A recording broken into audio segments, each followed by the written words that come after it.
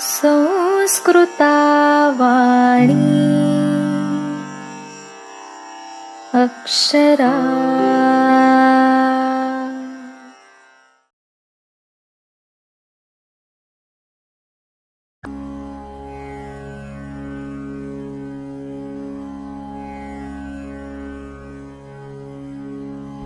Generally, when we think of the Vedas, the first thing that comes to mind is the rituals and sacrifices.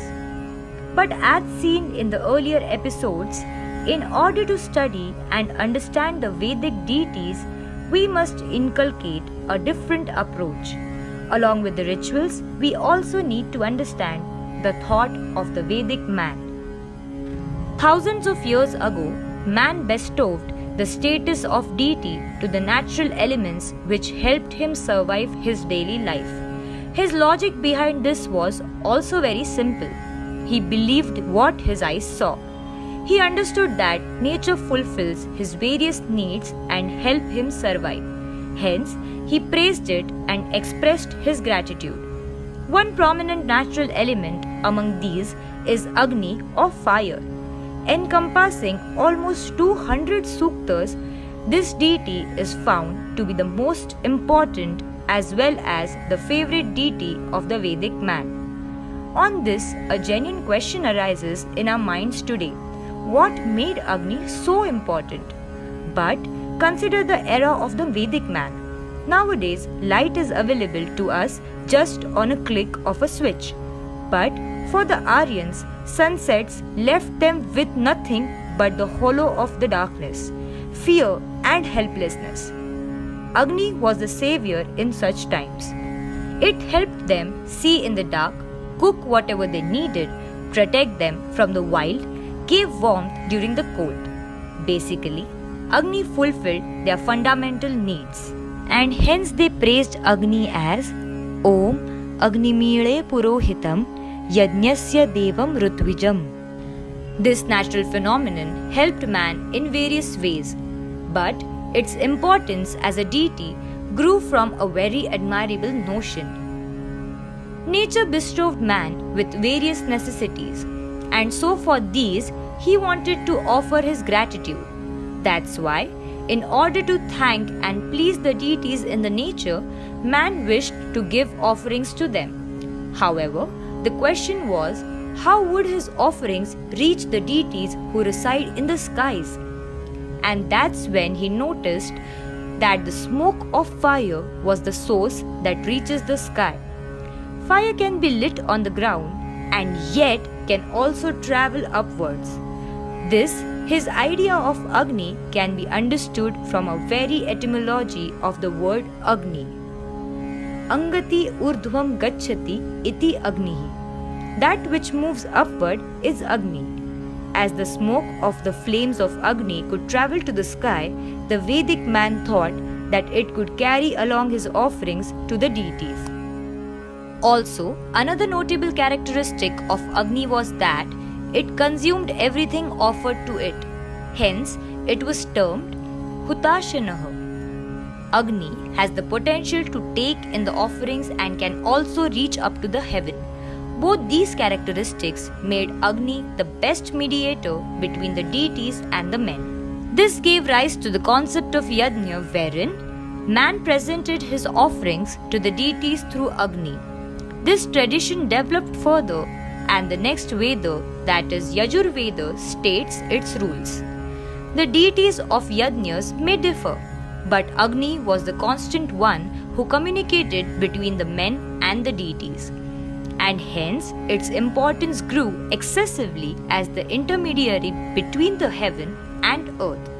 It was the passive receiver of the offerings and carried it to the deities, and hence is termed as Duta.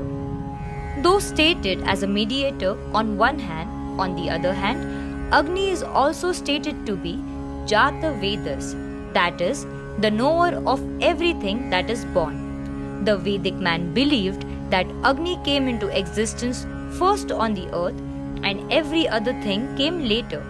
And hence, Agni knows everything born on this earth. Thus, it is the all-knowing deity. But how was Agni born? Rigveda mentions 3 birthplaces of Agni: the Swarga, Antariksha, and Prithvi. The form of Agni differs in every location. The heavenly fire is Surya, the atmospheric fire is Vidyut or lightning, and the terrestrial fire is called as Agni. This terrestrial fire or Agni was created by rubbing 2 wooden blocks on each other. These wooden blocks were called as Aranis, and symbolically Agni is called as the son of 2 mothers, where the 2 Aranis are considered as its 2 mothers. Similar personification can be seen in the description of Agni. Actually, the true form of Agni is brightness and lustre. However, while praising it, many personified characteristics are enjoined to it. For instance, its flames are said to be its hands or hair or sometimes as tongues. Its teeth and jaws are described as being strong because it can easily eat the wood. It is described to be like a warrior, as it can destroy many forests one after the other. Similarly, it is also called as a barber who cuts the hair of the earth by burning the forest. Wood and ghee are described to be its favorites. Agni is also called as Rakshohan, meaning the one who destroys the evil, and hence it is the protector of mankind. It can be seen that Agni is the favorite deity dear to everyone, and therefore is many a times prayed to be as benevolent as a friend, father, or a brother. It is also called as Gruhapati and is considered just as an eldest member of the family. It is stated to be the first Atithi or guest of every house. Many rituals state that Agni is to be brought first in the new house. Agni has been the deity close to all. The ancient as well as the new generations praised Agni in different manners. The characteristics and role of Agni as a mediator can be seen from the Suktas. However, apart from this, some Suktas also explain various forms of Agni present on the earth. The Vedas worship the fire present in various forms by addressing it separately. The fire present in water, plants, etc. is worshipped using different names. The fire present in water is called Apannapad. That present in the trees and its woods is called Davagni. Similarly, that present in the mountains is called Aparagni, and that in a stomach is called the Jatharagni. This highlights that the Vedic people knew the presence of the fire element in various things. It was considered that Agni is present in the water drops as well. Similarly, it was also stated to be present in the trees, and this presence of Agni in the trees makes the wood inflammable. The Vanaspatis are said to carry it within themselves just like a garbha or fetus. This also marks the understanding of the presence of fire element in the plants. In this manner, the Vedic man worshipped Agni in many different ways. Agni is many a times also invoked along with other deities like Indra. The importance of Agni in the life of the Vedic man can be understood from the number of suktas dedicated to it. 200 suktas of the Rig Veda are Agni suktas. Also, as seen earlier, every mandala begins with the Agni Sukta. Agni is given the priority over other deities. Its importance further grew as Yajna system developed. But even besides that, its significance was undisputed. In many suktas, Agni is also addressed as Rutasya Gopa. Ruta means the order of the nature and Gopa is the protector. Thus, Agni is said to be the protector of natural order as well. The worship of Agni indicates the grateful attitude of the Vedic Aryans. The Rig Veda mirrors the philosophy of their lives. Apart from the rituals and social life, the Vedas also portray the life values that were adopted. They do not only preach their philosophy but also practice it. We can witness the attributes of gratefulness, respect, and modesty actually embodied by the Vedic man.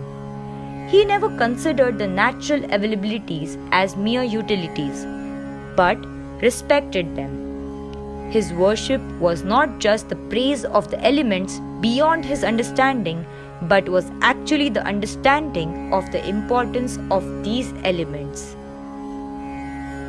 In the next episode, we shall see another such important deity from the Rigveda, who is also termed as the regulator of natural order, the one who knows all the happenings and the one who punishes for the sins and the one who rules the world. To find out, keep watching Abhidnya Vedanam, a project by Team Akshara.